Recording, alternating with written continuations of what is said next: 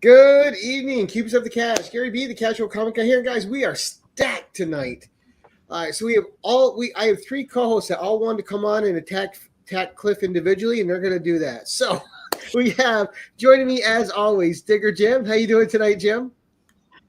I'm doing great. I'm never going to attack Cliff because when we see each other at Heroes Con, we're going to be best friends. We're going to give hugs. Uh-oh. I'm hoping I hope we do the Swan connection move. Like that's what I'm hoping for. You got to go all Step Brothers with it. And we got, of course, joining us tonight as well, we have Chuck. How you doing, Chuck? Hello, hello. And the panel member that needs no introduction because she's always fabulous, Miss Lady Fantastic herself. Caroline, how you doing? I'm doing well. Couldn't miss up this opportunity. There you go. And, of course, Cliff, this is your second bout in the hot seat. So we're going to have you explain who you are real quick. We'll say hi to the chat, and then we'll come back. We'll start hitting you with the invasive questions. I do love a good invasion. So I'm Cliff. My channel is Cliff on Comics, where I don't know what I'm doing there. I'm just doing live streams and posting trivia and chatting with friends randomly across the community. But you may also know me from the Council of Comics. And that channel, awesome. We have New Comic Day, usually every Wednesday. Not this Wednesday. Sam was really sick, but we did make a nice, cute little video for you to enjoy this week. And of course, Sundays we do movie reviews. Mondays we do Keys and Hot Comics. And we have fabulous monthly giveaway where we're giving out ducks on Monday nights. So at the end of the month, you could win this lovely 9.61 in 25 Batman Detective Comics Night Terrors #1. Or some of the other amazing things that are sitting over here, like this really cool Transformers 5th printing in black and white. Ooh. You know, or maybe, just maybe, this fabulous Jim Lee Gotham by Glasslight. Which is actually just a dimly focused cover. But you know what I'm saying. There's stuff. We got cool stuff. Plus, C-Bizzle sending some stuff in. It's going to be lovely. Nice. Well, Did I do enough? Did I pimp enough? Wonderful. I mean, it was all right. No. Let's go say hi to the chat. First in tonight, we have Las Cruces. Good evening, James. Nice to see you. We have Hulk Collector Kevin. Kevin, nice to see you, buddy. Shop for Comics is here. Good evening, Shop. Nice to see you, sir. One of my all-time favorite people, Jerry the Jitterbug. How you doing tonight, Jerry? We have Paul from Psychedelic Comics. We have the C-Bizzle himself in. How you doing tonight, sir? Nice to see you. We have another one of my favorite people here, Anachronic Comics, Joe. How you doing tonight, Joe? Mr. DVH. How you doing tonight, sir? And let's see. We have Comic Cap Collectibles. Good evening, sir. Nice to see you. And we have Norn Rag. Good evening, Norn. Nice to see you, sir. Great Dark Hawk last night, Norn. Great. And we have Nicholas from One Shot Comics. If you guys don't follow him on Instagram, you're missing out. Super good dude and awesome books and one of the best nerd rooms ever. Oh my God. That's what that's what takes my breath away. Every time he shoots a different thing, I'm like, oh my Lord. Taylor Winder, good evening, sir. Circumstances, nice to see you, Marcus.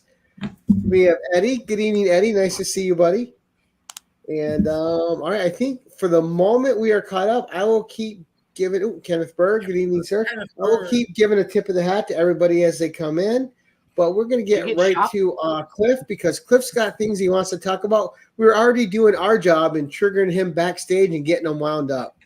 So my Bendis beefs, right? I'm going to start with the first one, the one that really teed me off. Do House with him. Do House of him. We're talking about Brian Michael Bendis for you guys watching. House of M is the first one that teed me off. Jarvis sees the Quinjet, which has X-Men coming off of it, right? And he addresses Wolverine, but does not address Beast. Who was an Avenger. Who was a long-term Avenger, right? Who was practically best friends with Wonder Man, right? And I was like, Bendis is supposed to be a detail-oriented dude. Like, I'm really shocked that he wouldn't have Jarvis being like, "Oh, Master Logan. Oh, Master Hank." Like, what? Like, I was just that teed me up a little bit. Teed me off a little bit. Also, I'm going to say something extremely controversial that doesn't involve Amanda Waller. I feel Bendis has failed all of his favorite female characters. He did great at filling in their backstory, but he did not do great at elevating them. And he had multiple opportunities. Wait, will you make that statement again? With the elevation part, or that he Yeah, failed? yeah.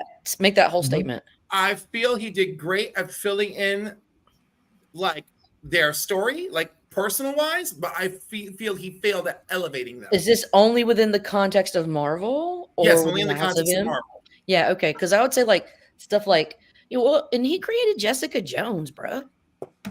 Right. And going from scratch, he did this amazing thing. And Pearl. Right? But he loved Spider-Woman, and he didn't do anything amazing. And he loved Ms. Marvel, and he didn't do anything amazing. And he had two opportunities. I like House of M was cool, where Carol was like the superstar. And I like this Spider-Woman. I don't like that he changed her origin.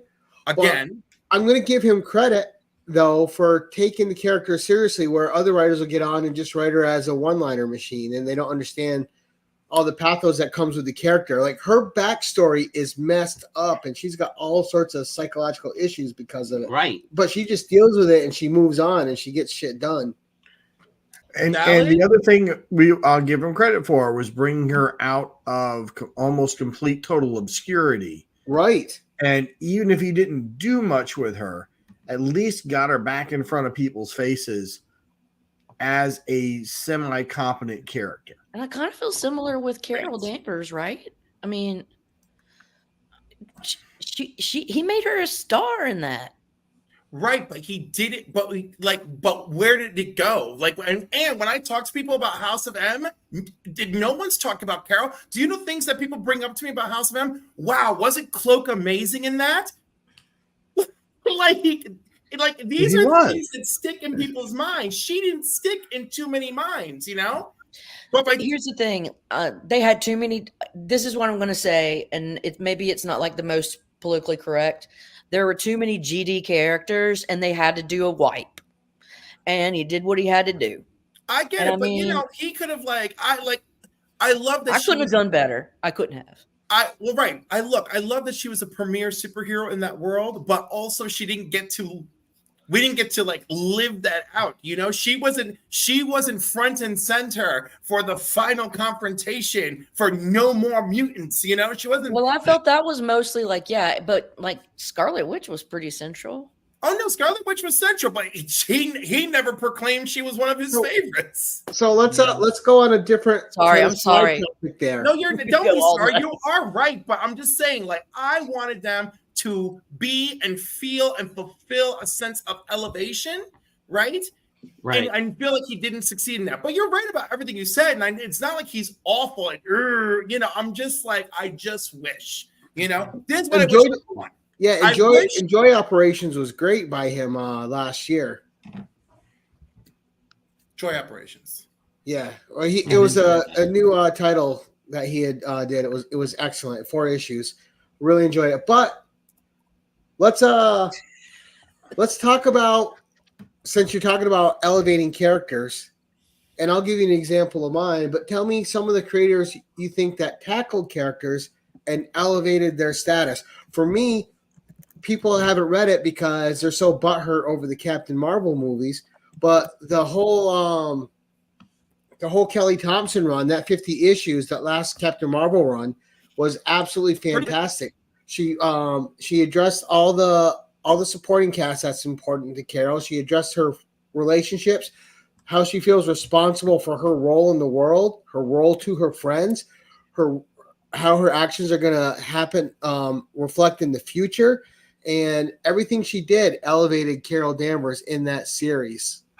You're really, really, really, really, I don't want to break your heart, right? But here's the thing. Elevated her in her series, right? It didn't go across the board. Jed McKay is trying. This is not a great Avengers run, this poor guy. but at least Carol's like front and center in it. But they didn't have her writing her across the board. They had her writing her own title. So that's not Okay, this is where we differ, right? Had that one thing. When I say elevate you, it has to be to the point where you explode from your title, right? Like when Wolverine got elevated, Wolverine was in 12 books a month or something outrageous, right? Like, so when Daredevil got elevated, Daredevil was teaming up left and right because everybody was like everybody's turn with Daredevil. When Batman, well, I don't know, did Batman ever come back from being elevated? You tell me. And also Eddie's right. I mean, she has been central and key to the Avengers. She is appearing in she has a great cameo in the She-Hulk title that's out right now. She was in there for a couple issues, which were fantastic. But I kind of disagree. Kelly Thompson did great with that character. But this isn't about you did great. This is about you elevated it. You made that's Marvel and Disney proper ignoring what people are doing with the title and letting them expand on it. Right. Yeah, at some point, it's the people above you that aren't letting you take it further. I'm just saying we got to talk about elevation, right? Elevation, like Frank Miller's work on Batman and Daredevil. That was elevating, you know? It became the talk of everything. It became everywhere. Chris Claremont's Uncanny X-Men. He elevated the whole freaking book. Marv Wolfman and George Perez, the new Teen Titans. That shit was flying off the racks with the X-Men. So, like, that's what I'm talking about when it's elevated, when you are officially the talk, you know? It is, but I think part of the issue with that nowadays is you have all the media aspects of it making that difficult to do in comics. I think we've kind of hit. I agree. You can let me know what you guys think. I think we've kind of hit a point with the movies and the TV series and with what the quality was to what the quality is, and I think it's hurting what some of these characters can be in the comics right now because people won't give it a chance or let it be elevated because they're having a bad experience somewhere else with it, where they didn't have to contend with that in their eras. Their interpretation was the only thing you were getting, so that's the only thing that you had to judge it on. Right. Also, the unfortunate thing of being in love with corporate characters is suffering the effects of corporate BS, right? Mm-hmm. So, like, you know, it's like, oh, no. The algorithms are telling us it's like, well, Carol's only getting one book, and that's the best you're going to get because the algorithm says she sucks right now. Right. Yeah. You know, they did a whole thing on the new Champions run with Miss Marvel and the young champions. They did this whole storyline about how they were actually going to use an algorithm to take over the world through their phone, and they had figured it out that this was what they were planning to do. And you brought that up, and I started laughing because I'm like, wow, they actually incorporated that in one of the books. You know, and you're absolutely right. They only do whatever they take a survey and say, who's hot right now? Oh, this person? Well, let's get them 12 books. But you know what? Like Caroline. Superman, Batman are always going to be hot. Spider-Man, always going to be hot.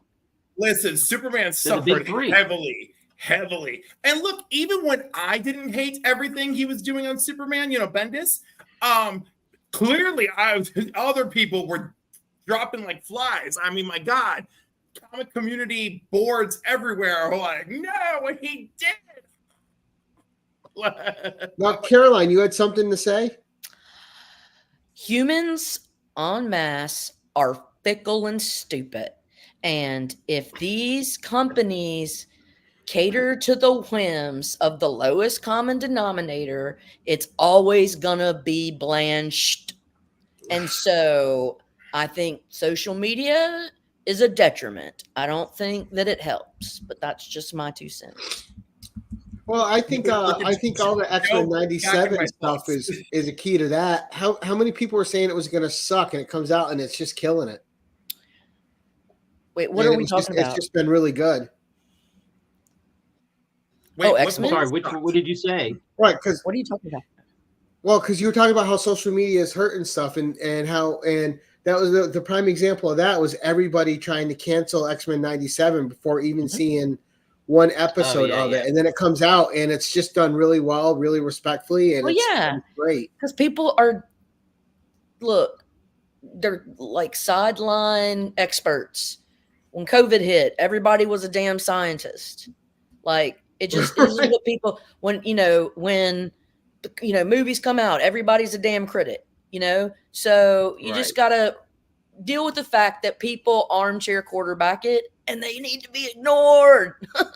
Well, now there is a fine line between ignoring them and giving in to every single whim. Well, yes, and, there's critiques, there's critics right. that can constructively criticize, right? But when you just say, this is stupid, why are there chicks in the lead? Like, shut the fuck up. Sure, but on the other hand, when that's someone's sole argument, we should not be listening. Right.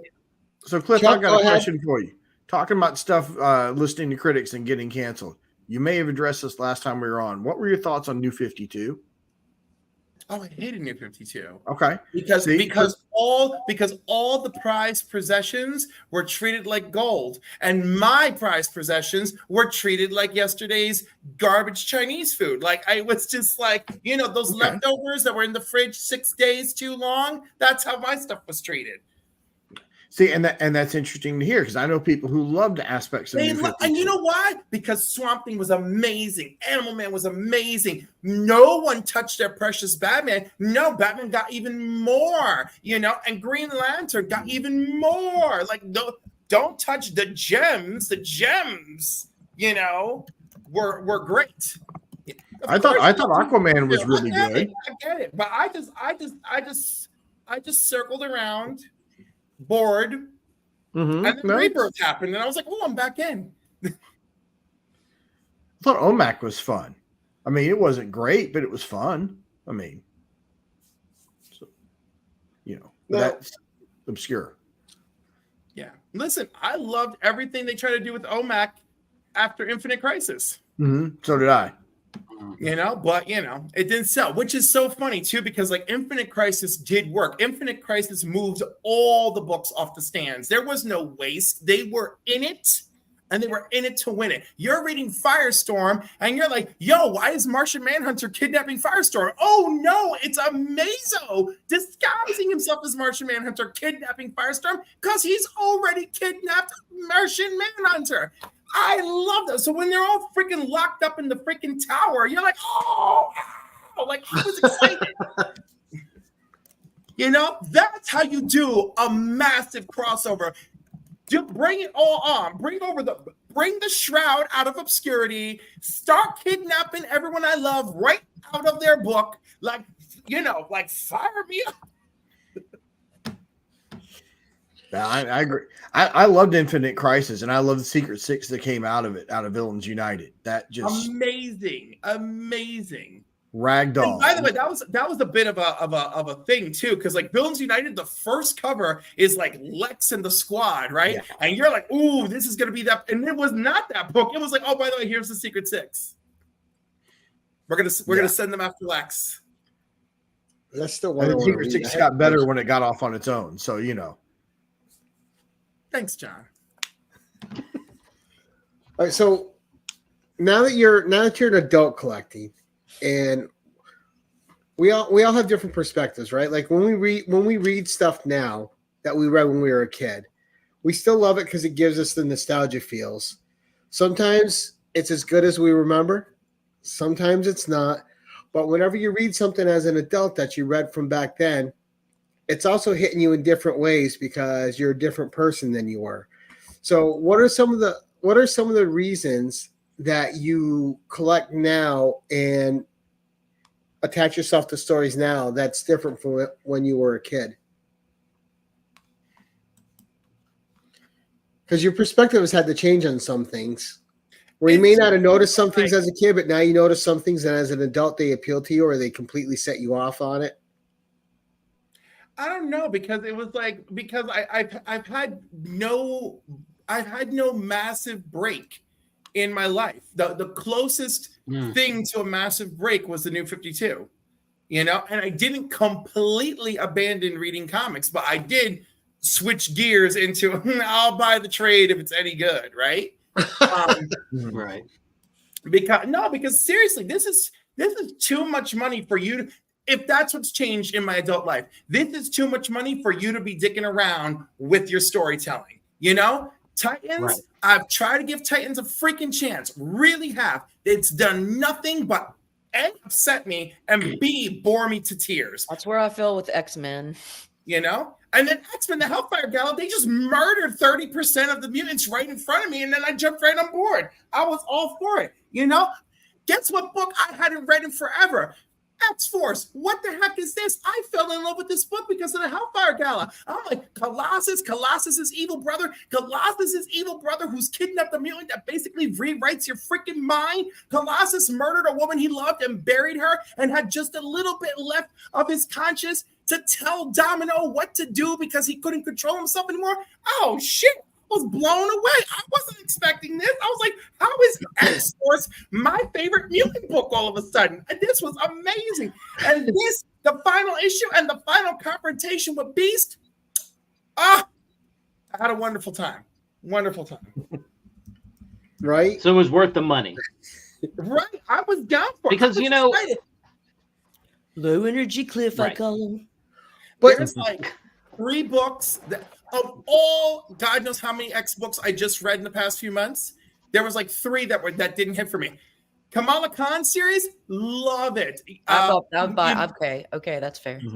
Yeah, Iman, like what do you call it? Milani. Iman Milani, like co-writing it. I love it. Suicide Squad, the Dream Team, Nicole Main's co-writing it. Oh my God, I was so excited. Like, and it works. Like, they are so invested in their character. It's so wonderful. see, and I've been feeling that way. No, I've been feeling that way with quite a few of my favorite writers, though. Like, you know, Jim Zub's killing it on the Conan title. He understands the character and the universe. Again, I think I like the new Jackpot Catwoman. I thought is great because not Zeb Wells. Jackpot Black Cat. Let us not confuse Selena and Felicia, please. My goodness. Yeah, you know, we were talking DC, so I said that, and because we all know Black Cat's better anyway. Yeah. But Jim Judd McKay set that series up so well because he didn't do the cliche thing with those characters. Like any other writer would have treated those 2 characters like they're less and just made them catfight with each other. Instead, he took them and made them legit friends who care and love each other and have each other's well-being in mind, and created a relationship that's past Peter Parker between those 2. And highly important, mind you. Highly important. And made their characters important to themselves. Yeah. And the new writers carrying that on with this one. I got that sense in the first issue. They took what Jed McKay set up and they're running with it. And they're treating it with the respect it deserves. The Wonder Woman title, which is the best written title on the market right now. I'm really enjoying Power Girl too. I think that's been really good. Power Girl's a lot of fun.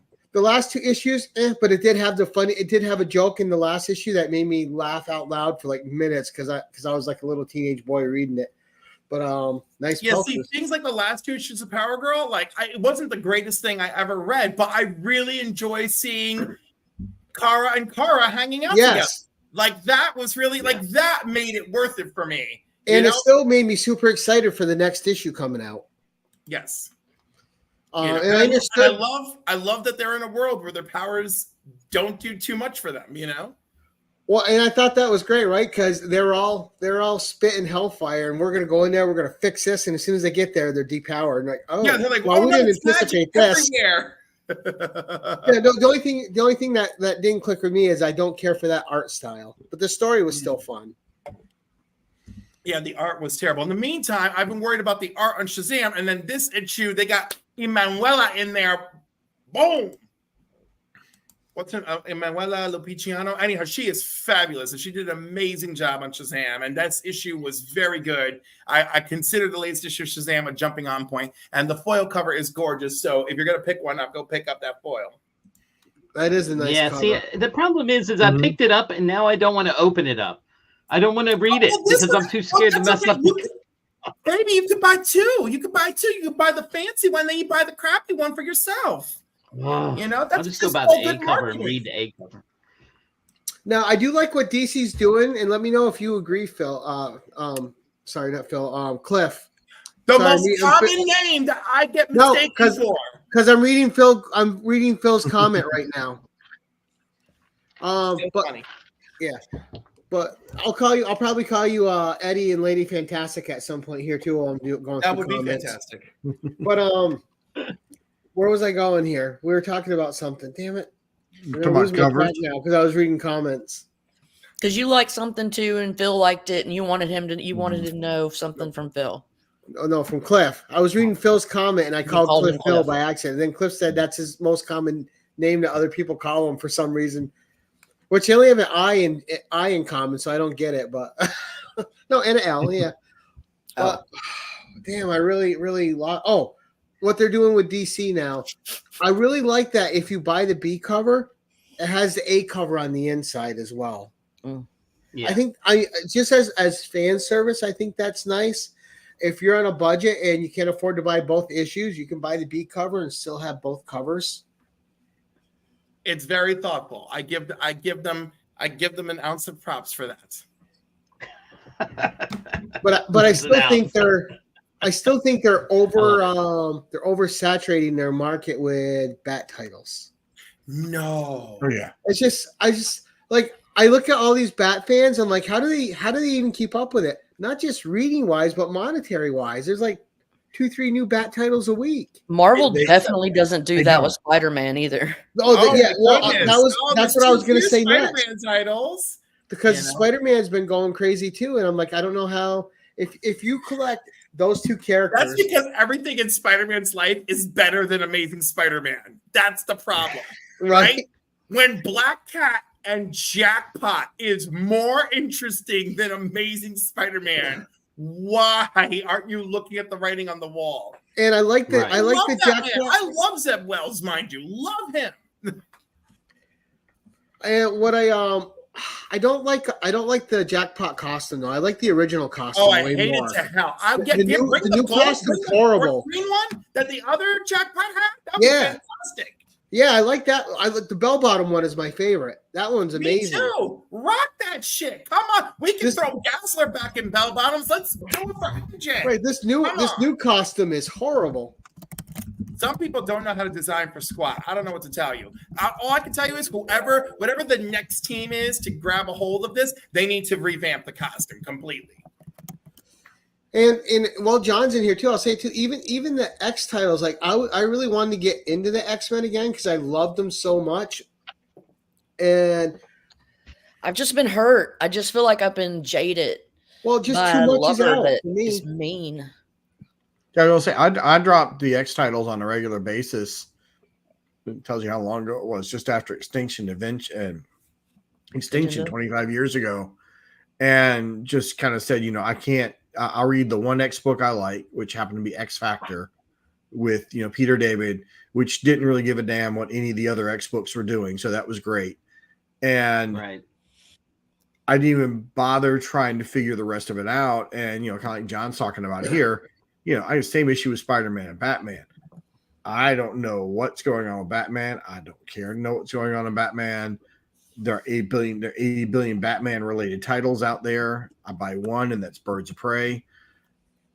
And see, that's what I wanted to get to talk about, right? Because I think that the big two, they're in a position right now where I think they hurt their titles by there's too many X titles, too many Bat titles, too many Spider titles. And once you start doing this, like, and also let's not forget Star Wars titles, because I had started collecting Star Wars when they relaunched it. And then once it went to 5, 6, 7 different series in a month, I'm like, oh, I'm out. Money wise, I can't keep up with that. Reading wise, I can't keep up with that. But I think like right now they're in a place where they're hurting themselves more than they're helping themselves by putting such a gluttony of the material out. There's nothing that makes it special when it's that prevalent. Well, I think, or affordable. And Cliff, I want to get your follow up on this. I think if the extra content was good, we could all deal with it. But if all the Spider-Man titles are garbage or all the Batman titles are bland, do you want to spend the time on it? I mean, yeah, but why is everybody buying them? If their sales weren't good, and again, that one's directed at comic shops. I don't know what y'all are doing out there to survive, but if you have to buy 25 Batman titles a month or 25 Spider-Man titles a month, because to leverage out the, I don't know. They're God bless. playing the numbers. I think they're playing the numbers because I think, for me personally, I think there are people out there that are like, okay, they saw the writing on the wall. There's 8 different Bat titles. I've always been a huge Detective Comics fan. That's the one I'm going to read, and then they don't worry about the rest. I mean, so they have to buy so many of each one because that same guy is going, well, I don't care about Detective, but I'm pure Batman only, so I'm only going to buy Batman. So they're going to sell a certain number. I know Batman lovers that even though they're not enjoying one over the other, they're like, well, I got to get it because it's Batman. I got to get Detective because it's Batman. You know, but that doesn't mean that it doesn't mean they're jumping at Nightwing. Like, look at me. There were times I was not enjoying all of Superman, and I'm still getting all of his titles. And even now, it's just like, well, I gotta get this. You know, I was like, I gotta get action, and I actually am enjoying it. Thank God. You know, that's a good comparison, Caroline. It's true. Yeah, we're just talking about our story. Well, and look, I know my comic shop, my LCS. My comic shop owner, he's a friend, right? And even he's like, he tempers what he orders now because he knows every time there's a number one, you have all the spec people. It doesn't matter what the number one is; they'll come out and buy it. But then a third of that sells for issue number 2. So you think this title's hot, and it's hard as a comic shop owner. It's hard on them because they don't know what to order for the next couple issues, especially if people aren't creating pull lists. Like you can't gauge it a lot because number 1 will sell like 100 and something copies at your store.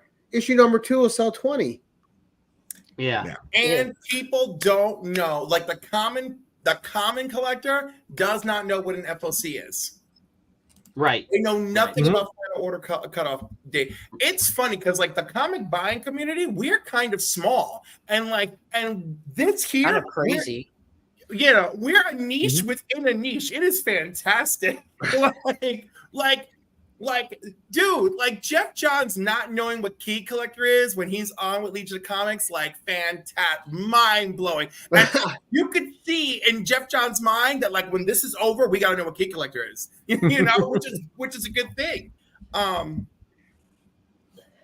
You know, and that's the thing, right? And Marcus said it in the chat too. We complain about too many variants while buying variants. We complain about the stuff we don't like, but it's happening because it's selling, you know? Right.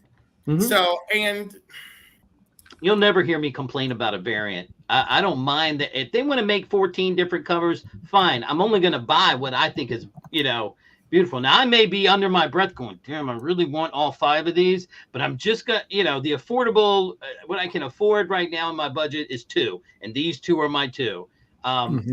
You know, yes. I love the Batman Spawn book that came out, and I wanted every cover, but I was like, nope, not going to get every cover. Going to get these 2 because these are the 2 that that reach out to me. But not to mention that the covers were better than the actual book. Well, that's. Yeah, I read that book and I was like, okay. That was a lot of buildup for a whole lot of It's funny too because like all that stuff works kind of weird, right? Some things are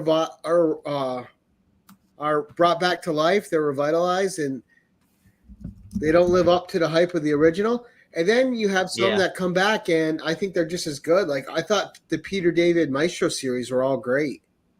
Oh yeah, no, those were phenomenal. I thought I'm like, oh, they're bringing him back, and then I read the first one. I was like, wow, that was excellent. Read the next one, they're all just so good.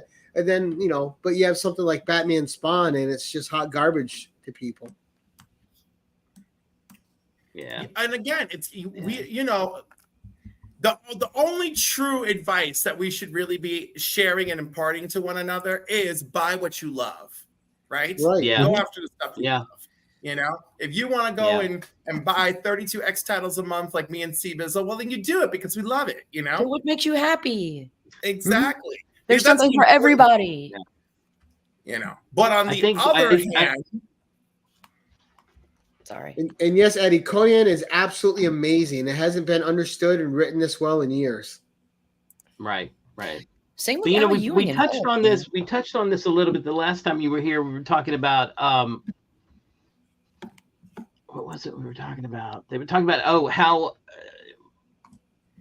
we're talking about it kind of now as well. But like people, I think have reached a point where they're like they're gonna buy what, like you said, buy what you like, and like I liked Batman, and I said, but there were too many Joker stories, and we all agreed that we were done with Joker.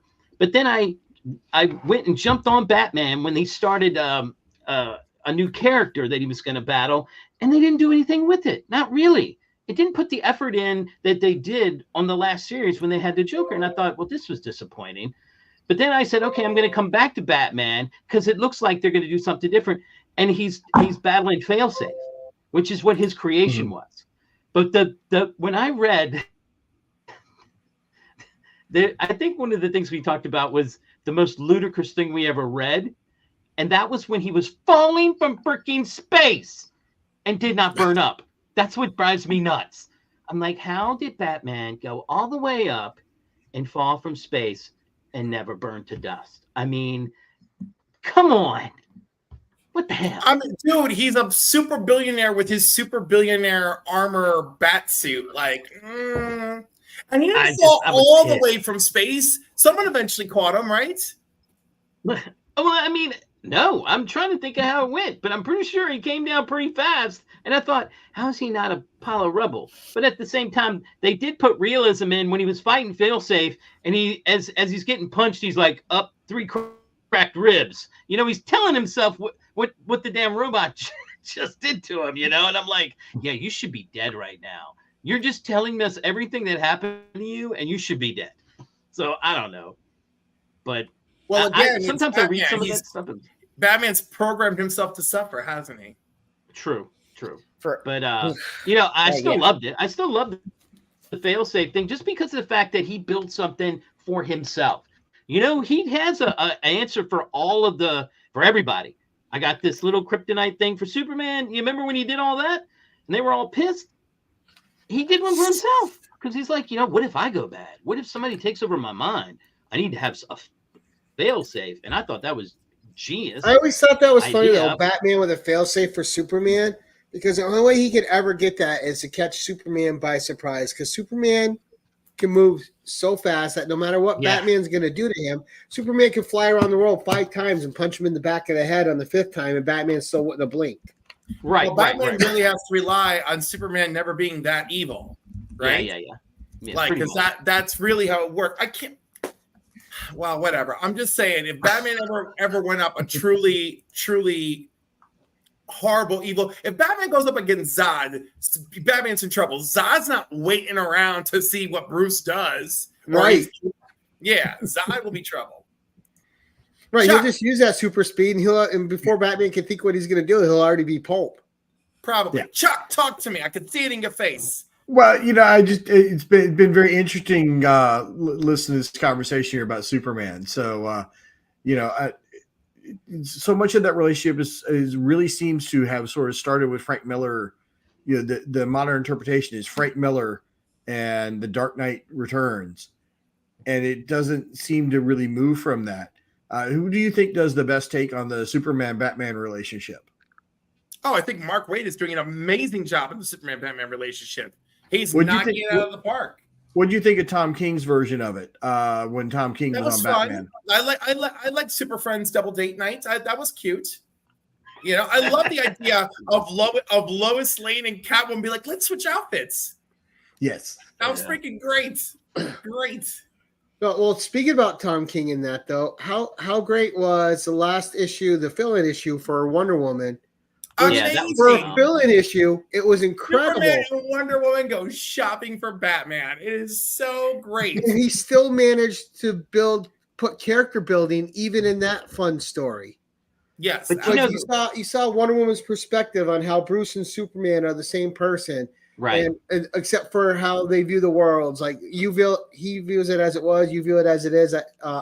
what it could be. I view it as it is, and it was still great perspectives in it. The respect that Superman has for Wonder Woman in that issue was all over it, where he knows that she's going through a lot and she's just telling him to stay out of it. I got it. If I need you, I'll tell you. Right. But Right. that's the premise of the whole show. I mean, the whole book. I mean, for me. And he just respects her so much. He's like, thank you. Well, they always have that respect for each other. When Superman shows up to no man's land, Gotham, and Batman's like, why did you really come here? I came here to beat Clark Kent. Okay, then be Clark Kent. And then at the end of the issue, all right, Clark, what did you really want to do? He goes, I know you could use rain. Do it. Boom. Supersonic speed to the sky to force pressure through the clouds to release rain, and then off he goes, And then my other favorite thing from that arc is Lex Luthor just showing up and like, I'm going to restore Gotham City. And Bruce Wayne is like, the hell you're not. We like it dark and dank. Yeah, well, again, I like he also came with Brainiac 13 technology, which of course he didn't even know what he was doing with it in Metropolis. Why are you going to bring that here to my city? Right. But still made some good storytelling. And then, of course, it only helped elevate his stature in storyline to become President Lex. Hey, Bobby got a new logo.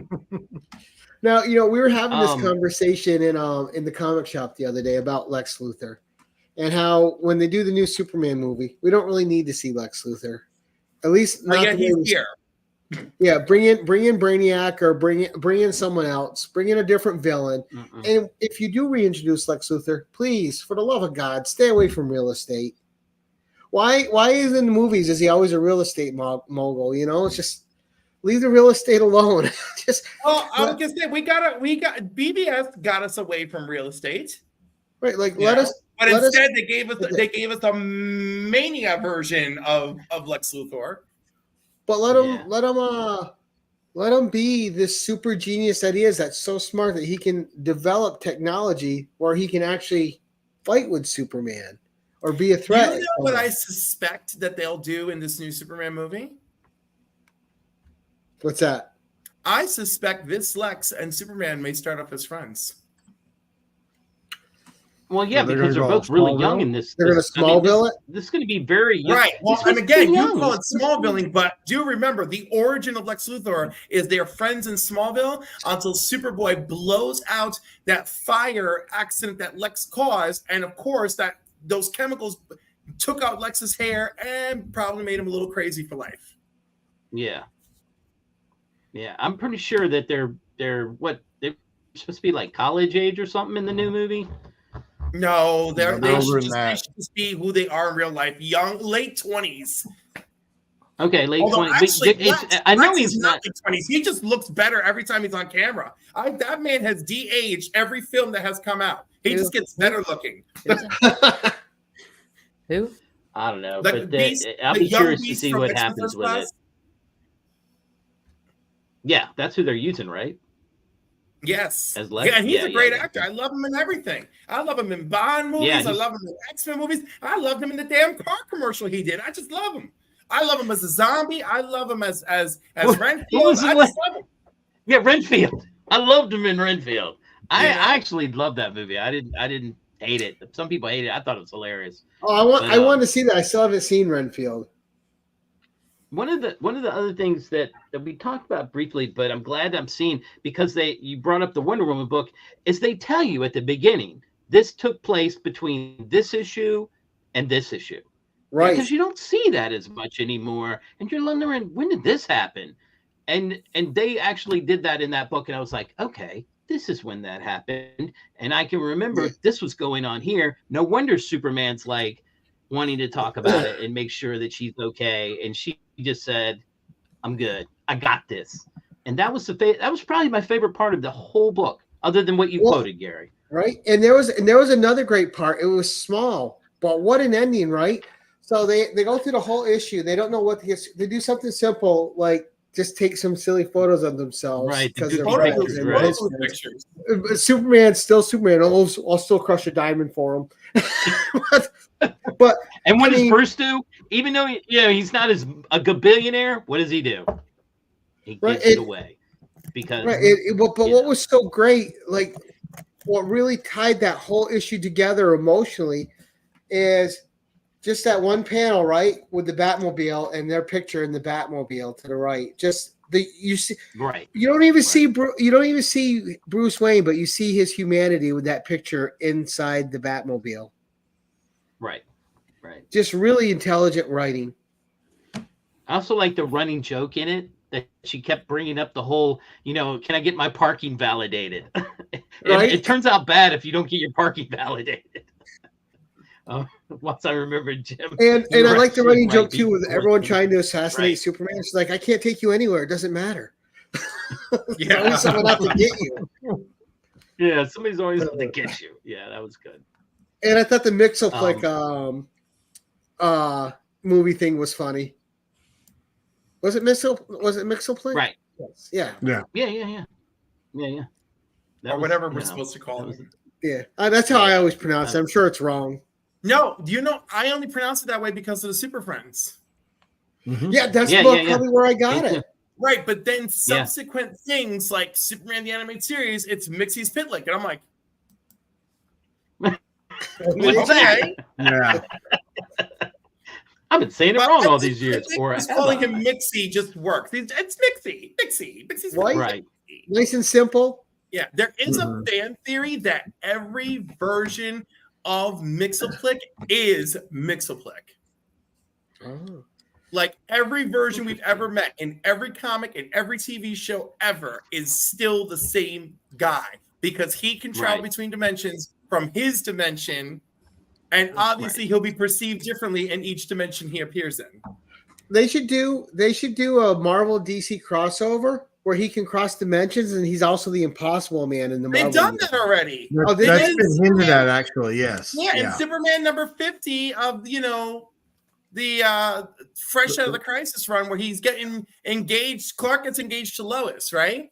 And it's the red kryptonite crisis of Crimson Kryptonite or Crimson Kryptonite Yep. Crisis, right? So in one of the issues, he's like, it has to be you. It's gotta be Mixoplex. And Mixoplex like, yo, it's not me. I'm letting you know. And I literally took time out from something else I'm doing to tell you this, right? And then he says his name backwards and vanishes, and then cut to him as Impossible Man, different color, of course. Right. Yelling at the Fantastic Four. You only see their boots. Yelling at the Fantastic. Where are you going? We're not done. That's brilliant. Then, but so this is. But you brought up one of my missed opportunities in these universes, right? So you have the mites who are so powerful, right? Like the bat mite and all these mites. So if there's a whole species that's that powerful, same with Mixoplex, right? Or Impossible Man. and Jakeem Thunder's Thunderbolt. Mhm. Right. Right. So if you have why is there not like a crisis style story where this universe is just coming over and they're all obsessed with our universe and they want to take it over? Because they're being from a different dimension. They think at a different frequency than we do. But there is a crisis where their dimension is in jeopardy, and it's a Justice League crisis called Justice League Crisis times 5. It's Yeah. Crisis times Grant 5, Morrison. where an evil Jinn gets Triumph, who's a lost from time hero who should have been part of the original Justice League, but because of 0 Hour, he didn't get to fulfill that life. So he's just trying to make his way through the world, but nobody remembers him. And his evil genie is like, I'm going to make you everything that you should have been, and gets him all jazzed up with power, which of course makes him into a villain. And it's just terrible. And then everybody else is like, we got to figure this out. And if there's Jinn involved, we need them, And then Wonder Woman at the time is Hippolyta. So Hippolyta meets Jakeem for the first time. And she's just like, you just hold it and think about what you want to wish and say the words, say you, right? And he's like, say you. And then boom, the Thunderbolt emerges. And this is the first time we get to see him in action, Not to mention, I do love me some Hippolyta JSA Wonder Woman. Yeah, and that had the You're right, Shazam it's all crossover with Captain Marvel, and it had Quisp, I think, was the evil Jinn in it. or Yeah, something. because Quisp is the right. He's Aquaman's fifth dimensional tormentor. Yeah. Now, what do you think about Joe's favorite story here? 149 from 61, where Lex Luthor cures cancer to kill Superman. Isn't that one of the wildest things that you could possibly read? You're like outrageous. It's like, wow, like, and because there are many times in modern comics where Superman's like, Lex, you could like use your mind to cure cancer. Why not? Why are you not doing that? I'm like, but no, old school Lex is like, I killed cancer so that I can defeat you. All for the wrong reasons. Yeah, exactly. Right. Psycho, freaking psycho. Great story if you really want, to mess with your head. Psycho Luthor. I'm on the I'm on DVH's track here too. I know. I must say you have an incredible memory there, sir. I'm not sure I do, but I appreciate you all. I do. We talked about the trope last time you're on about supervillains all of a sudden being good guys and having their anti-hero arc, right? And all of a sudden they're just accepted. I also, on the reverse side of that, I hate when you take someone that's a hero and all of a sudden they're just the ultimate villain out of nowhere too. I don't like those tropes, and I know they work well in comics and people buy them. Me personally, it always cheapens the character to me. But it does, but who's really turned into an amazing villain? I mean, we had the Red Hood. Steve Rogers. But then they eventually made him good again, though. Yeah, they made him good again. They made the Red Hood good again, though, eventually. Oh, sorry, they sang with him good. But what did you say? Did you say Steve Rogers? Because that's a nightmare. The Hydra, did you hate it? Yeah, because he's alive, by the way. Mm-hmm. Like, that's terrible, right? Because didn't he turn out to be Captain Krakoa? Is Hydra Cap? Something like that, yes. Yeah, something horrifying. I did love that. I think it was like issue 3 of Captain America. The cover is just Cap just punching him, just like, no, we can't have anything. And that's some messy storytelling too, because the girl who was the embodiment of the cosmic cube at the end of that story, she produced Captain America that we know and love to battle the real Captain America who turned out to be Hydra Cap. I'm like, what did you just do to us, Marvel Comics? Who in editorial sits back and says, this is okay, right? This is okay. What? I'm glad I'm bringing up all the things that just like send him into the fucking atmosphere. That sounds like what they did to Alex Summers, with the Avengers versus X when they flipped the hero, or when they did the flipping of the heroes to villains, and they never flipped them back from being a villain. So, and now who Alex? Alex Summers, Havoc. Yeah, but Havoc has been fine. See, I'm glad I didn't read this new X-Men, because I would have been mad if they made just reading Beast become a villain. That's just so come back. Yeah, that's another one. Yeah, this reflects the whole history of the Beast. A long dark road. See, this is not okay with me. This is not. But anyhow, McCoy. This is not when they destroyed many of the clone banks. Current Beast did save one. There was one he could not destroy, right? And it's my stars and garters Beast, right? So they used the resurrection protocol to bring him back, and they're like, and then they're afraid of how he responds. Like, we brought you through time. And he's like, oh, you brought me through time. Yes, we brought you through time because the current you has really lost it, right? And he's like, what? So he does it. So in the first issue, he does his research, and the Krakoan computer, which is like half organic, totally listens to him because he's Hank McCoy, right? So it shows him everything that the X-Men didn't want him to see. It shows him everything. And he's like, no, Hank, what have you done? So he just starts running. And they're like, no, where's young Hank going, right? So that's the end of the part 1. Part 2 is he finds Simon. He finds Wonder Man. He's like, because you're my best friend. He's like, dude, I don't get involved in that stuff anymore. I'm a pacifist, And he's I just hate because in the X-Men universe, with Beast's appearance, but he was the person with the most humanity all the time, and then you take him and you cheapen him by turning him into a supervillain. The grand finale: Beast versus Beast, and young Beast is beating the hell out of him, and he's like, "You've got a bomb, Hank." Why do you have a bomb? This isn't you at your core. It's not you. What do you know? Because I am you. And because of all your clones, you spared me. And I know it. And then, of course, the bomb starts to go off, right? And there's only one suit that can, like, be capable to handle this bomb, right? And Beast takes off in the suit, and young Beast is standing there, and they're like, what's happening? And he's like, he's going to save us, because that's what I would do. And he freaking stops the bomb and saves his friends. Evil Beast, not Dark Beast, but Evil Beast. Right. The one that we've been fighting, the one who we've been trying to be like, you've lost your freaking mind. He's the one who saves his friends at the end from the bomb he created, you know? Now, of course, are we sure he's dead? No, we're not sure he's dead. Is Young Beast alive? Yes, he is. Are we just going to run around with Young Beast? I don't know. We could.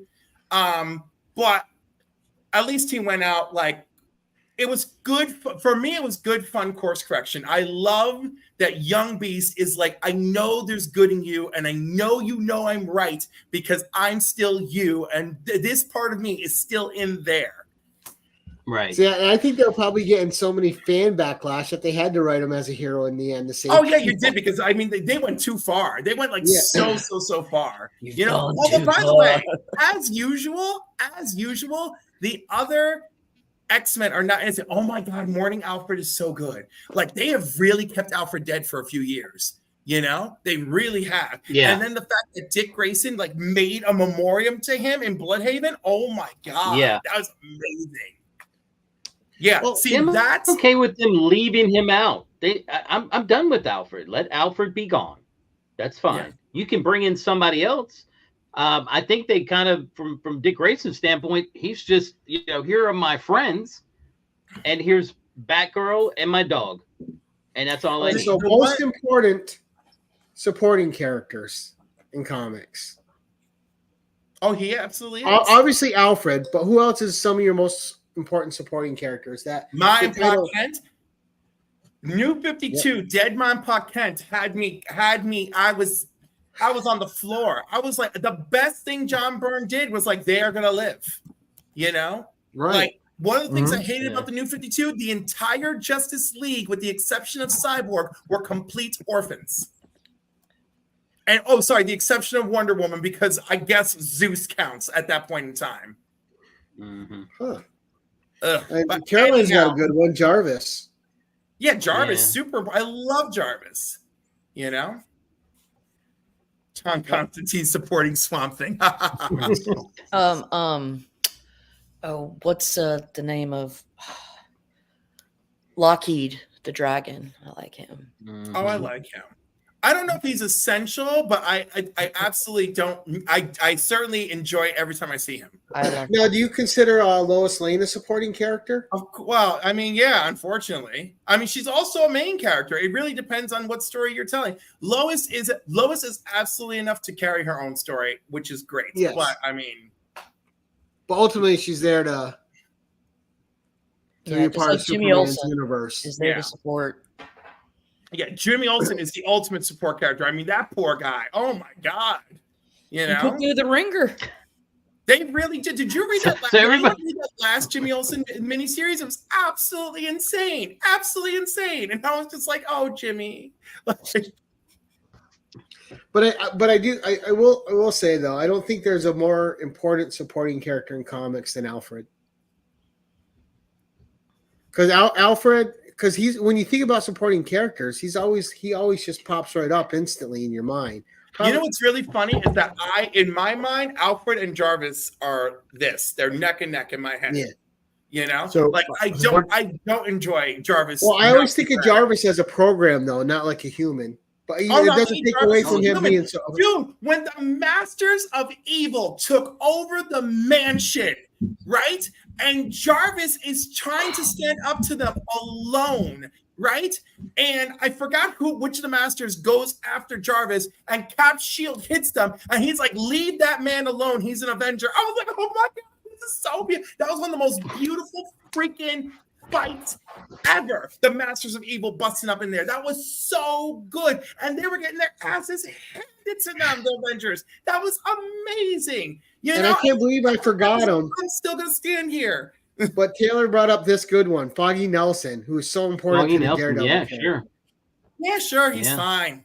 But like the point is, he's Kirby, no Jarvis. Jarvis.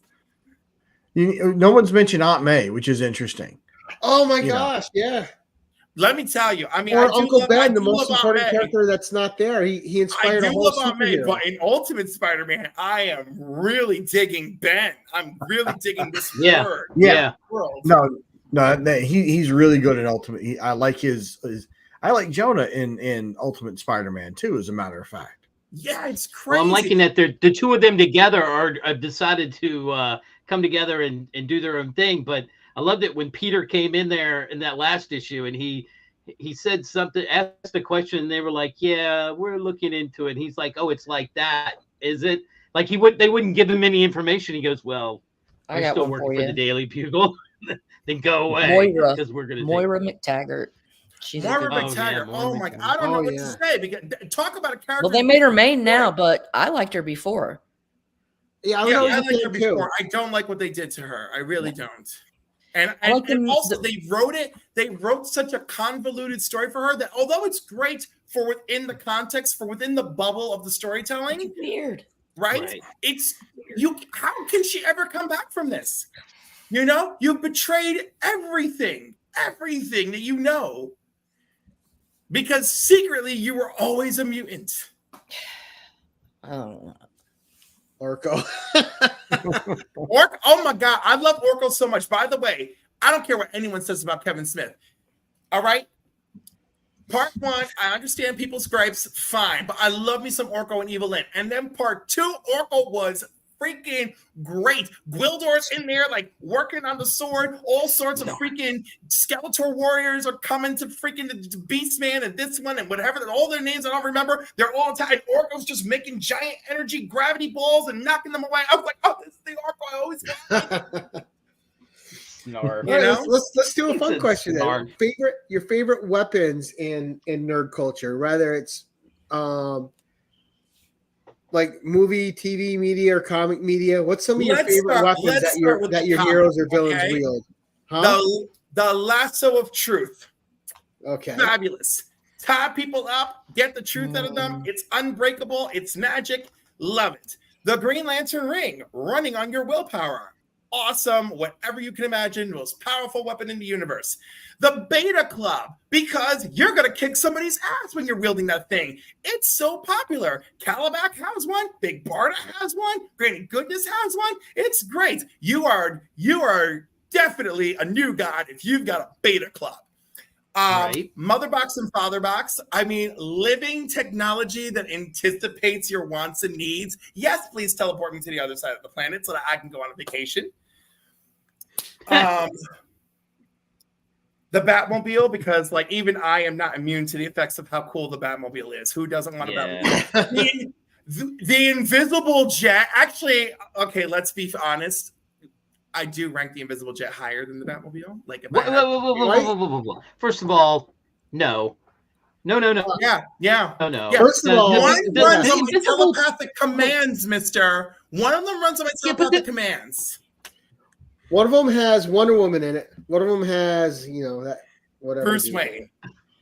Now, mind you, if this was one of those kinky scenarios, then we're gonna go leaning into the Batmobile real fast. I'm just You saying the Invisible Jet, the whole point of Invisible Jet that made it cool for me was like she was like the first one to have an invisible jet. But damn, now everybody can like cloak their shit. We're going in low. Let's cloak our jet. Yeah, but like, they hers is cloak it. magical because other radars will eventually find you. But her shit is like, I'm protected by magic. I have a question, Cliff.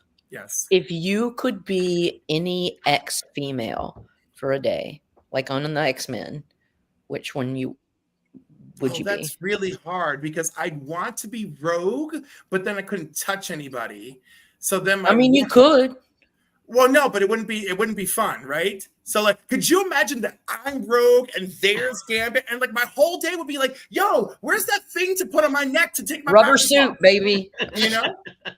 I'm like, do you want to fly to the Savage Land? Let's go to the. I don't care that Magneto's attacking. Right? That's not even the real him. I think that's Joseph. But no, we don't have to do this.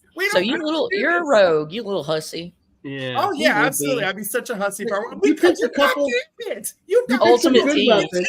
If you ask a man, any other straight man, if they woke up as Spider-Man, right?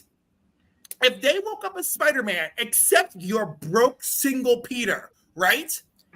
The minute you lay eyes on Black Cat or Mary Jane, that has become your mission for the whole freaking day. The whole day you're going to be beating the hell out of people because you're like, I got to get back to Black Cat. Why are you fighting me, Scorpion? Oh, I thought you was going to say because he was hoping they'd have a threesome, but whatever. You missed some important weapons, though.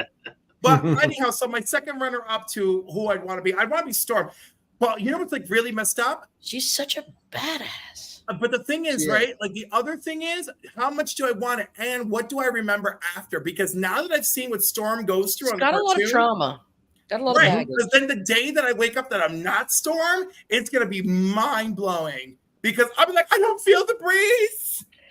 You go to Jubilee and you're just like, oh my god. Like Jubilee would be fun because I feel so much fun. Let's go to the mall. You know. And then the next day I wake up, I'm like, okay, I can't do fireworks. That's fine. No, I wouldn't do that. I wouldn't choose her. No, I wouldn't choose her. But yeah, I guess Storm is the best choice. But I do. It's weird. You know, someone had asked me about my favorite X females the other day, and I like left out Rogue. No. And then I realized, like, Rogue was my first X woman that I was obsessed with, because the first book I ever read with Rogue in it is Welcome to the X-Men, and Carol punches her so freaking hard she's almost in the stratosphere, you know. And then Rogue swoops back down to be like, "Hey, I came looking for help." Oh, and that was a good crossover that Kelly Thompson did too with the X-Men, where her and Rogue were working together to fight the hive creatures. I can't remember their name all of a sudden. The Brood. Brood. Yeah, that was a great little storyline. By the way, that was my favorite storyline of that whole book. You know, it scared the shit out of me. Brood. Oh yeah, but it was good. And I love that issue when they're all in the elegant dresses. They look great. They scare me, man. But you knew it wasn't real. And then you see they're all in the pods. You're like, oh, shit. That shit was amazing. That one was, I'm going to give you that. That was the best storyline there. It had a proper crossover with X-Men, even the beautiful connecting covers. And Carol's connection to the X-Men wasn't overlooked or wasted or dumb. You know? And the relationship with her and Rogue advanced. Well, other writers had done it, but this kept it on track, right? Yes. Because at least when they come together, when they're on screen together, let's call it, we're not back at square one. It is, right. Hey, we have some mutual respect for each other. One of the reasons why I like Carol Danvers so much is from the Brood story in X-Men. It shook my and I'm just like, this bitch made it. Yeah. She's really awesome now. I want to see the binary. I want to see binary in the movie, and that's another great thing that was in that run. I loved what she became did with a separate binary. entity. Yeah, that was incredible. I love binary in that run. I know, but you missed some weapons. You got Daredevil's staff. You got Thor's hammer, Cap's shield, and then web shooters. Web shooters. Yep. You said to name my favorite. Someone said it in the chat. One of my favorite. There's two throw weapons I love. The glaive from Krull, and you have to have Xena's chakram. Oh my god, Xena! You gotta have Xena's chakram. One of the best weapons ever. A Green Lantern ring. Yeah, give it to me. That's all he needs. Dang, you know what's a good one I forgot is the Necro Sword, the God Slayer. Again, that shit's gonna try and take over my mind and steal my life. I don't want that. Get life force stealing shit away from me. Green Lantern ring all day and Lasso of Truth. Do you know how much trouble I would cause with the Lasso of Truth? It would be wonderful. The Lasso of Truth is great. You tell me we're getting a Jim Carrey sequel? Dude, our mental health programs would soar because I would be breaking down narcissists day and night. Because now I would have to, not only would they be telling the truth, I'll be forcing them to see the truth with the lasso. It'll be horrifying for them. It'll be a magical time. What's the first thing you would make with your Green Lantern ring? The first thing I would make with a Green Lantern ring? Hal Jordan.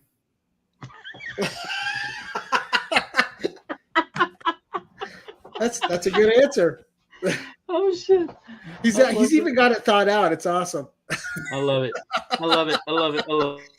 If Cliff was a hot dog, what would be my toppings? Don't push him to ask what type of Hal Jordan. Chipotle. My topping would be chipotle onions. Oh. Who is your favorite X-Men guy? My favorite X-Men guy. Yeah. It really kind of is Cyclops. But he's also awful. Thank you. You just hate him then. You have a love-hate. Right? But the thing is, when he's good, he's really good, right? You know what I mean? I'm like, do I hate my characters that I love because of every writer who did terrible things with them? Like, it's really freaking hard. Fair. Chuck, was that a Jim Lee? Yes, it is. Yes, I think it is. Yeah, it's Jim Lee Champions. Yeah. But how great was But that's Cyclops? the card. That's the card that Jim Lee did for Cyclops way back in the day, and they took a bunch of his cards and made them into covers, and the Champions one is the Cyclops cover. Yeah. Now, how great was his intro in X-Men 97, though? It's amazing. He never is the Cyclops we all wanted. Yeah, they made him way cooler than the comics because he sure way wasn't. cooler than the movies where they made him they made him a secondhand sissy to Jean in those movies, and they never gave him the potential he had. Okay, no cojones. Secondhand sissy, let us not. All right, let us not. But you're right, he was underplayed. He was completely a sissy. Like when Wolverine moved in, he was just like, and he just cried the whole time. He wasn't Cyclops. He didn't assert himself. Again, I want everyone to examine how heterosexuals assess a sissy situation. Right? That he's just stepping aside to Wolverine. You know? Yeah, he didn't. Scott's a leader and he's assertive. He wasn't assertive in those X-Men movies. Well, because he's also technically not the leader when we meet him. Right. Because they treated him like a little kid. He just kept stepping aside.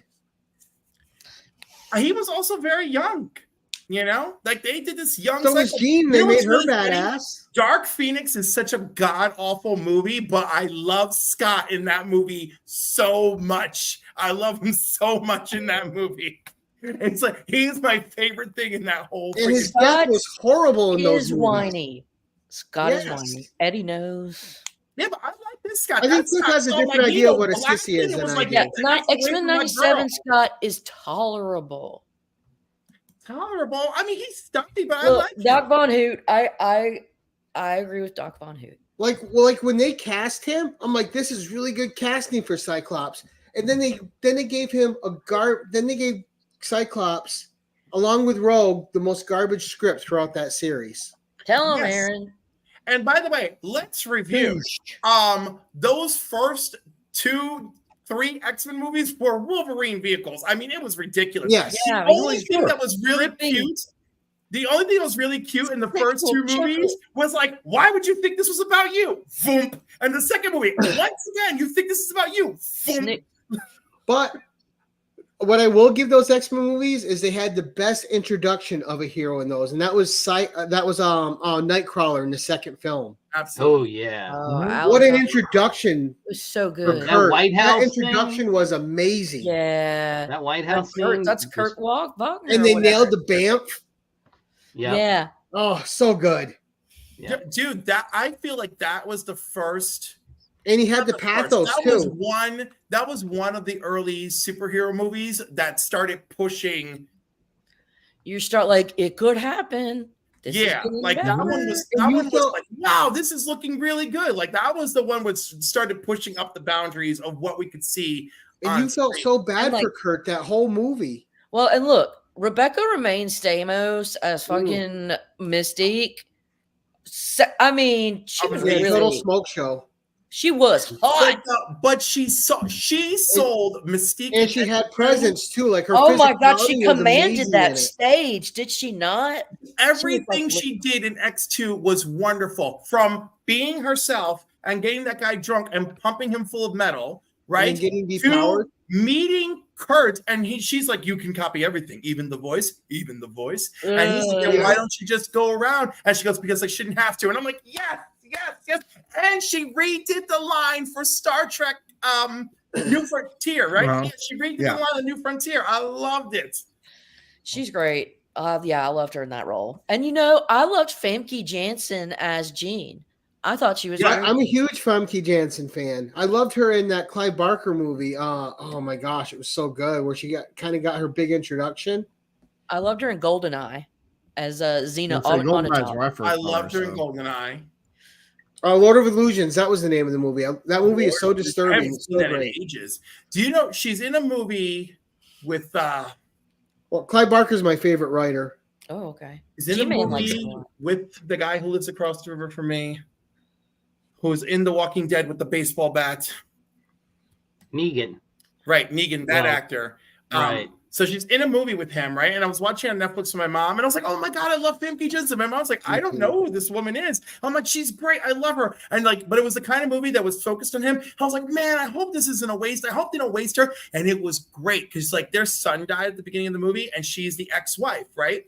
And he's like, "I'm gonna stay in London. I'm gonna figure this out." She's like, "Okay, fine, I'm going home," right? So he starts putting clues together that there might be a serial killer going around, and he's feeding the information to his wife back at home, and she's like, "I don't live far from this shit you're talking about. Like, I'm going to go over there and break into that house and see what I can find out." And I was like, "Oh my God, Famke Janssen is so amazing."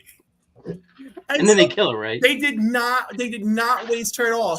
Her character needs to find out critical information about the murderers, about her son. She went to that property, broke in, pretended that she was supposed to be there for an open house. Like, it was gold. It was so good. And then of course she fed the information back to him.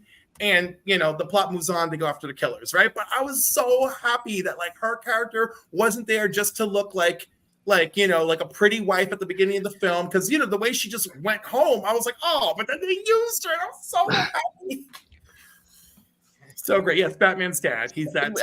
Cliff, you were the one that said, Free I Dean Morgan. think, and brought up the good point that January Jones was wasted as Emma Frost. Oh my gosh, I thought she was too, because she's another great actress, and they did nothing with her script.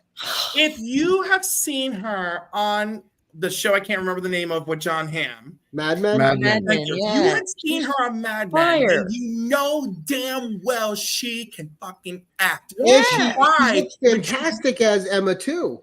Yeah, Right. I know. I hated that. She was a wasted. It was I was like, she is phenomenal. She should have been bringing Emma Frostness to the table nonstop. Well, And we had an amazing, I did not expect that guy, that freaking Kevin Bacon. Was it Kevin Yeah, Bacon? to be Sebastian Yeah, Shaw. Kevin Bacon. He I was thought that was a good Sebastian cast. Shaw. She I should was have like, been oh shit, he's excellent. hot. Right. I She would should hit have it. been just as oh shit as him. Right. And, Right. he blew it. It I kills know. me. So- However, that movie was amazing. Using the Cuban Missile Crisis as the landscape for your film, I thought was genius. Yeah. There's a lot of brilliant things that did as an X-Men film and a superhero film that I do applaud it for. Of that generation, and when I go back and I watch them, that one might be my favorite, but I do have a lot of They love. had to get made for us to get where we are now. You know what I mean? Yes. They had Absolutely. to happen. Right. Because for as much as those original X-Men movies did some great things, like every one has some really bad script lines in it. Like poor Storm, poor Halle Berry having Oh my to deliver that God. stupid lightning line. Oh my God, it's Who thought that unforgettable. was a good line? That line falls flat and immediately takes you out of the film. And I could just see her going, "I really got to say this shit." Because I don't said think it was there's anyone. Catwoman, so Storm it thing was better than her rogue. Catwoman lines. I mean, come on. Yeah. The rogue thing was a little strange to me. The set, how she was young, I don't know, but it was. And good. I thought Rogue was completely misused. Yeah, repeatedly.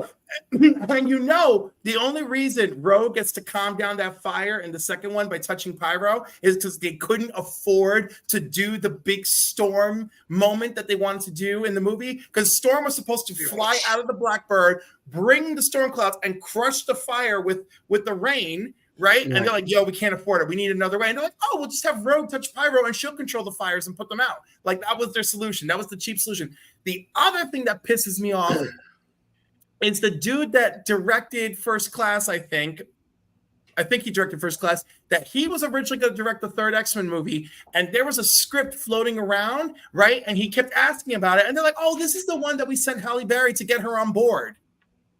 And he's like, "You cannot do that to an Academy Award winning actress." He's like, "I don't want any part of this. Like, I'm out." Right.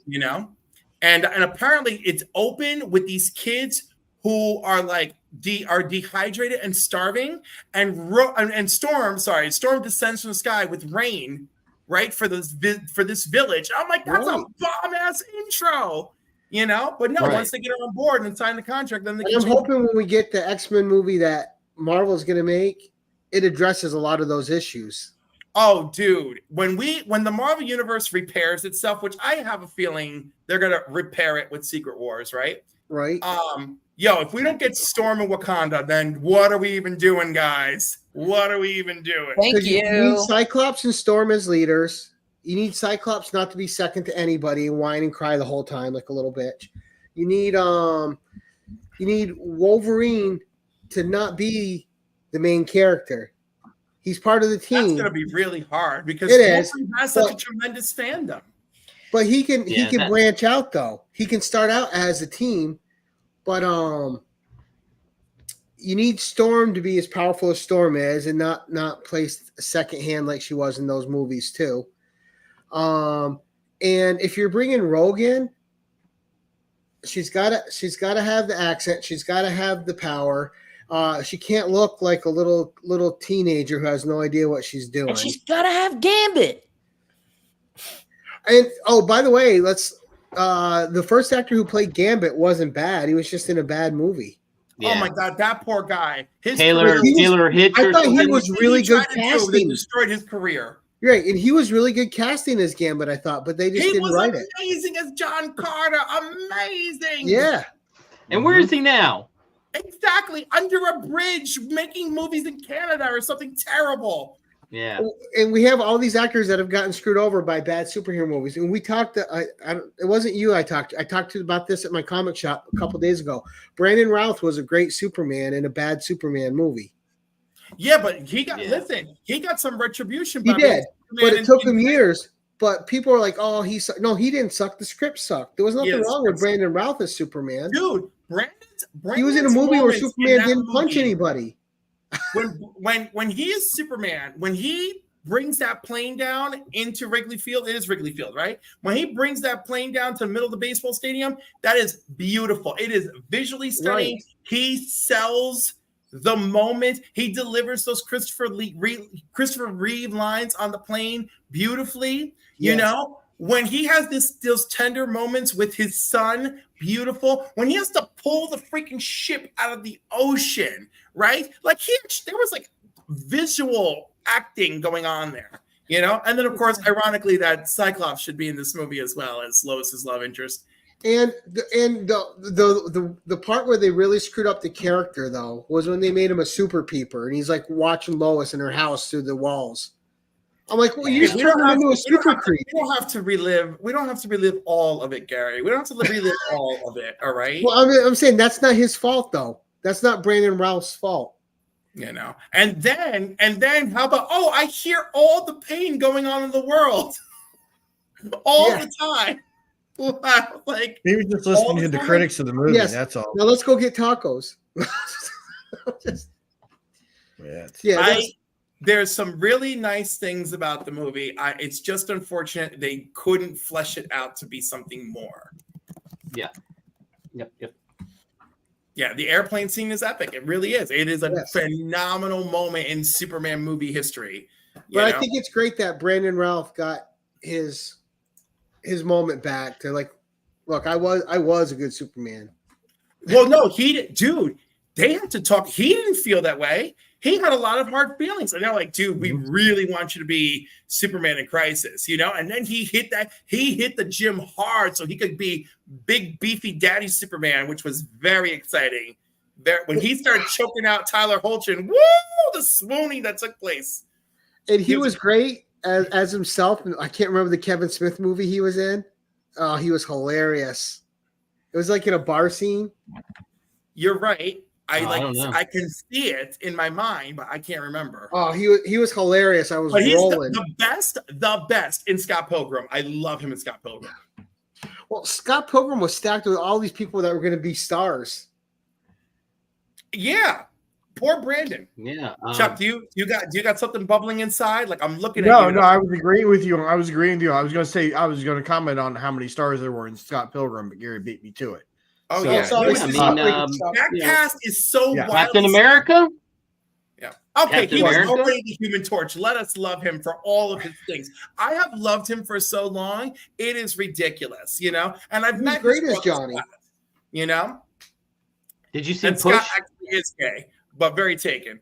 Or sorry, not taken. Very unavailable. Yeah. See, it's so Brandon fun to Routh. see people talk about Scott Pilgrim now because it was such a non-starter in the movie theater when it came out.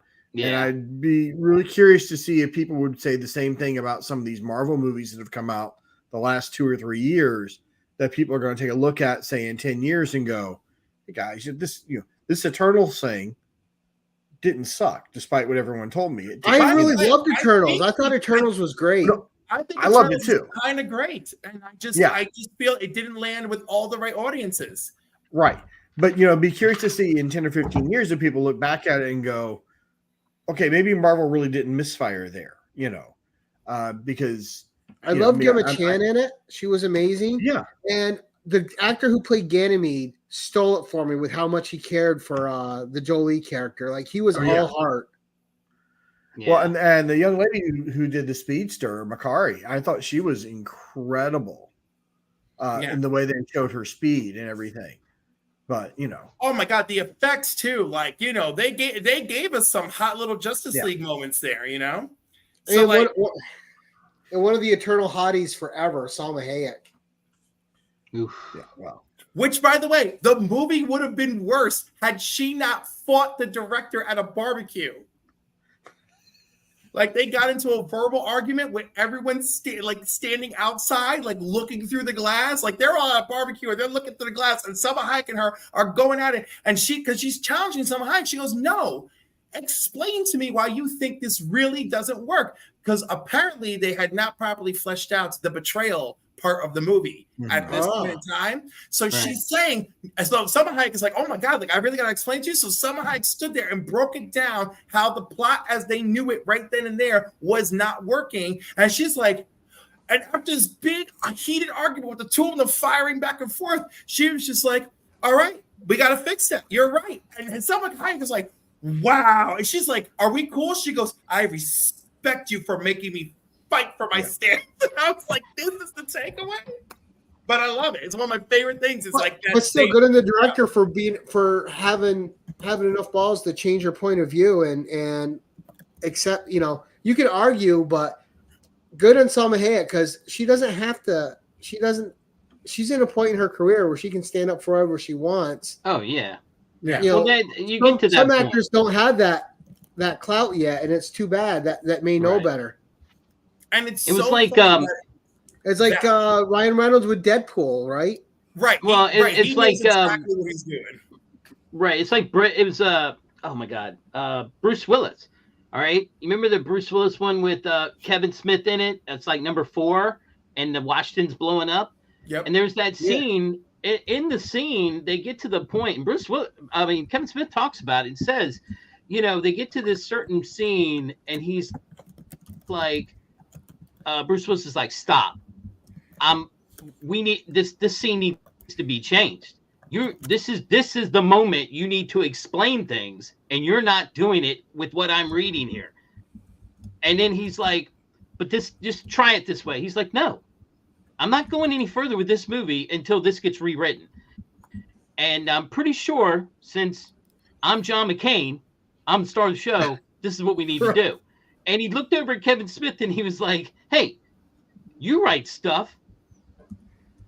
Get this man a laptop. And him and 3 of the other writers went in and rewrote that scene and gave it to him and said, is this what you're looking for? And he's like, yeah. No, I'm talking about Die Hard 4. Die Hard 4, Kevin Smith's in it for a brief minute. He plays that other hacker guy that's friends with Justin, what's his name, that's in it. Remember when the Washington was blowing up and they hacked? Yeah. They were hacking the Social Security Exchange and all that stuff. and it had the guy from it has what's his name from Justified as the bad guy. Yes, I love him. Okay, so there's Damn. a scene in it when he first meets where Kevin Smith meets Bruce Willis, and that point that was totally different. And he's like, "Wait, this is where we need to start explaining stuff, and you didn't write this in right." And so he argued with the director and said, "I'm not going any further until we rewrite it." And he looked over at Kevin Smith and said, "You've written crap before. Get in there and rewrite this with these guys." And Kevin Smith's like, "Well, this was supposed to be a one-day thing." And he's like, Nope. Do it now because I'm the star of the show. And they rewrote it and gave it to him. And he said, "Yeah, this is where we need to explain what's going on." And I was like, damn. See, that's what I love about Kevin Smith. Working together on Cop Out? Oh, but see, on Cop Out, it's the other way. Because now Kevin Smith is directing Cop Out. Yep. Okay. And he hated it. Because you know what? Bruce Willis did the same shit to him as he did to the other director. And he was like, "Man, I thought this was going to be amazing. Bruce Willis is my boy. He's Jersey and I'm, you know what I mean? Like, this is going to be great." Bruce Willis was like, "This, you need to rewrite this. This sucks." and he would just like, they did not do well. Later on, he says, "This did not go the way I thought it would." And that's why they hated each other for a while. Yeah, I mean, he was never going to do another movie with him because I think Kevin Smith is very he has this directional he wants to do with the movie, and once he's in charge of it, he doesn't want to have to change it. But Bruce Willis is Bruce Willis. Let me And tell I like you, Kevin those are Smith, two but he men could be hit or where- miss too. Yeah. Was that Chuck? Yeah, I'm back. Something weird happened with my connection, so The StreamYard telling us we got to go. But we have been I going gotta for an hour tell and a you, half. I do love me some StreamYard. I'm like every problem I've ever had was not StreamYard. It was technical difficulty. Yeah. But then again, there's 4 of us at the council, and we split it. So we split the fees so that we could get the optimum version. Which so all y'all need to do is get into clusters. Just be like, we're split. I just want to say one thing about Bruce Willis real quick. Cliff, have you seen Hudson Hawk? Yes. Do you like Hudson Oh Hawk? gosh.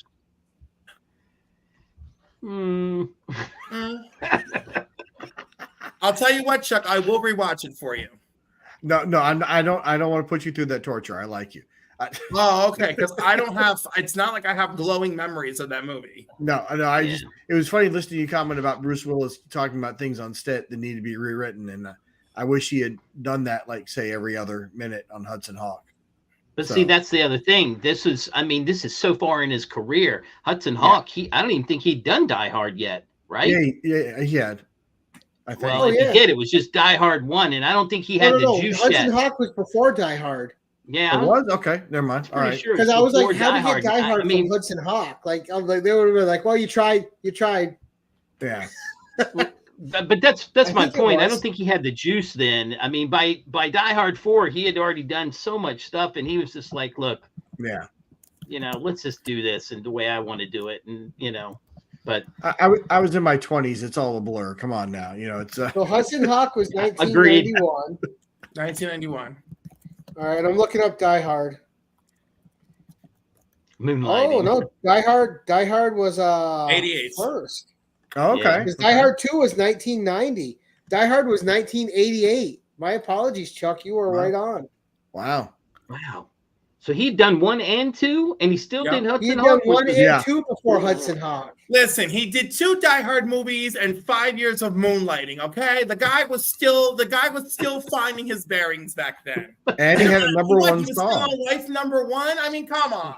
The Return of Bruno. The Return His of Bruno. right. CD.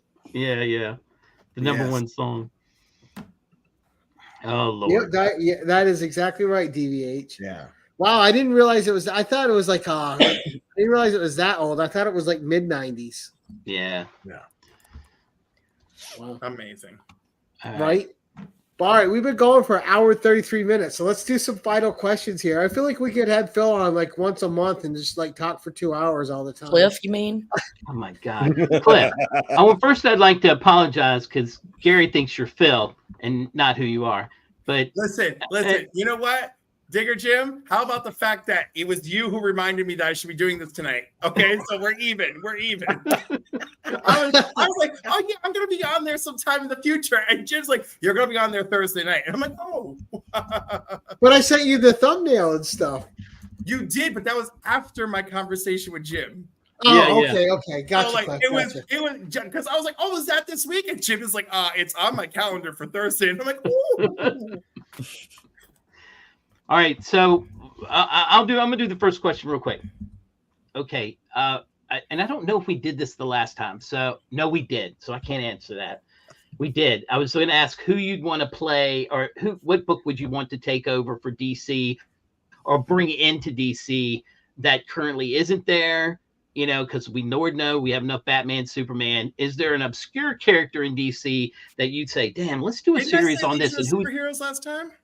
That's what I think, but okay, if we're gonna go one character and not a whole title, right? Yeah, I think I was trying to.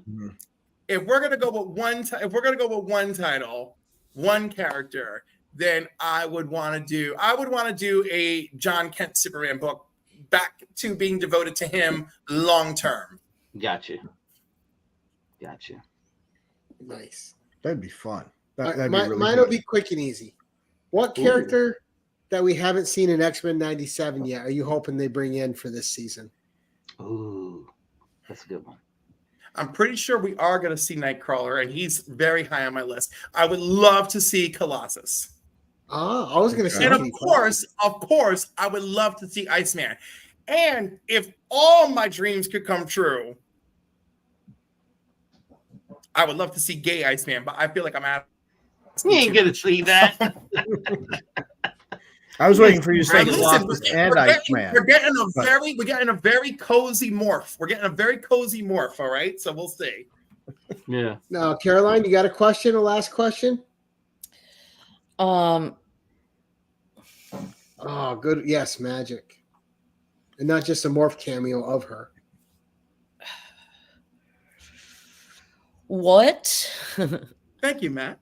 What like author or artist that you met in real life ruined your perception of them? Oh, that's good. I'm sorry. I ended like that. My bad. No, that's okay. That's okay. You just depressed them. Just like to lighten the mood, you know. He may not want to say. No, I have a few. Like, no, he doesn't mind saying. Yeah, don't worry about Liefeld. He was not up the chain by the time I met him. And the time I met him was when Jenna Jameson had just put out her comic book. So we get right up to his table. We start talking to him. He's like, I'm sorry, guys, I'll be right back. And then he runs off to do group photos with Jenna Jameson. And I was just like, well, that's an initial impression I'm never going to forget. And John Byrne was a little rough. So I'll probably use him. I was prepared for Jim Starlin, but I had witnessed some I told you about mine. Yeah. And then I never got to meet Norm Brayfogle. I want to say that I'm really happy, guys, that most of the people, especially artists, I really love comic art. I like comic writers. The first time I met Jeff Johns, he was cool. And the first time I met Jim Lee, I felt so bad because I came to him with all this shit to autograph, and he's trying to give me a stack of Wildcats comics. And I'm like, I can't take this from you. I cannot accept this. I was like, I'm sorry. I do not follow Wildcats, and I do not feel good about accepting this gift from you. I'm like, I want you to give it to somebody who really loves Wildcats, right? And he's like, right. Fine. I'm like, can we still take the picture together? He's like, yes, of course. So I'm like, I love you. Nice. I made it so awkward when he's trying to hand me these Wildcats books. So I'm like, no. You just take them. That's funny. No, you know what? Part of me was like, just take them, but then he kept talking about it, and I was like, I can't do this. I can't do this. Like, I can feel so dirty. I can't do it. Oh, and of course, Ethan Van Sciver was not like at all what I had hoped he would be. That was jarring. He wasn't terrible. Very nice. Drew something for me. Really cool. The interaction was lovely. The Music Man stuff that he did later that night was not wonderful, and I'm not even going to talk about it, but it was not great. And then, well, yes, I want to say most artists who I've met, always better. Tom Rainey, super lovely guy. Luciano Vecchio, super lovely guy. Phil Jimenez, love him to death, super lovely. Joe Prado, amazing. Ivan Reis or Ivan Reis, depending on how you read it, but I know it's Ivan because my Portuguese friends warned me. He's amazing. Mark Brooks is usually amazing, but the last time I saw him, and his wife was sitting next to him, and he seemed so out of character. And I'm like, oh my God, have Comic-Cons like ruined everything for you? Like, because I've seen that happen too. I was at the New York Comic-Con when this guy screwed over Terry Dodson and his wife. He told them on day one, he's like, my little sister's in the hospital. She loves Wonder Woman. Pressured them to have this Wonder Woman piece done Saturday afternoon, right? And then that Sunday, it was on eBay. And I love them as a team. Their art is so great. They are so sweet. And for that to happen, and then his wife just released a statement about this is how we're going to do things at shows from now on. Yeah, I love the Dodsons. They're great. Yeah. And I love their Captain Marvel stuff. It's so good. Oh my God. So many.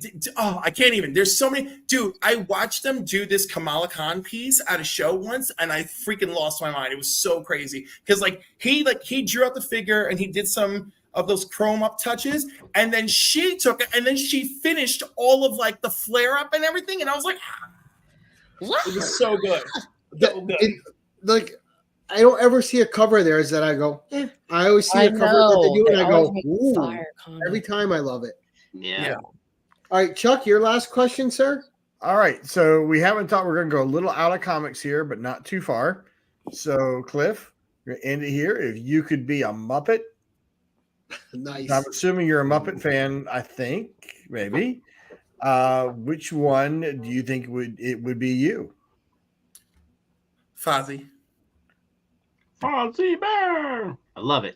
Okay. Yep. Because that would be me. I would be telling the bad jokes and be like, waka waka. I love it. I love it. Very good. Perfect answer. Excellent. Well, guys, great show again. Cliff, thanks for coming on twice within the month, man. I appreciate it. That was so much fun. I love it. I really do. And I if I haven't said it, because by the way, y'all will see me on Saturday on Only Slabs, and then I'm just gonna take a break because I do know that I don't want to be too much of a good thing. But I love you all, and I love this community, and it's so weird to have found it, right? Like it came about in such a. It just came about in such a way, right? Like I just didn't know you guys were there. And just when I'm figuring it out, I lose my friend in the midst of that. That was like my introduction to being here, And like, wow. I think about it all the time. I really do. And I think that's how we all kind of find it, right? We don't know this community's here. They're like, I'll make a video. And next thing you know, you have all these friends.